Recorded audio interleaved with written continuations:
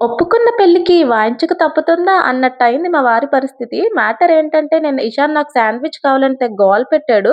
ఎందుకురా జంక్ మంచిది కాదు. అయినా నువ్వు ఫినిష్ చేయవు, వేస్ట్ చేసేస్తావని నేనంటే దానికి మా వారు పోనీలే సరదా పడుతున్నాడు కదా! ఎప్పుడో కానీ తినడు. పర్లేదులే పదరా నీకేం కావాలో నేను కొనిపెడతా అని తీసుకెళ్లారు. శాండ్‌విచ్ వచ్చింది. ముక్క ఇంకా గొంతులో దిగను కూడా దిగలేదు. అప్పుడే ఛీ! నాకు శాండ్‌విచ్ బాలే బర్గర్ కావాలన్నాడు. ఆ మాటకి మా వారి మొఖం చూడాలి. సరదా మొత్తం తీరిపోయింది. ఇంకేం చేస్తారు? కొనిస్తానని ముందు ఒప్పుకున్నారు కదా! చేసేదేం లేక మళ్ళా వెళ్లి తీసుకొచ్చారు. పోనీ ఇదేమైనా తిన్నాడా అంటే కొంచెం తిని హడావిడి చేసి మిగిలిన ప్రసాదం ఎప్పట్లానే మాకు ట్రాన్స్‌ఫర్ చేశాడు.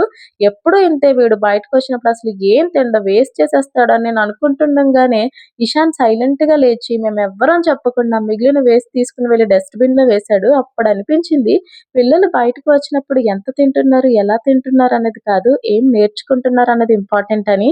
వీడియో నచ్చితే ఒక లైక్ చేయండి.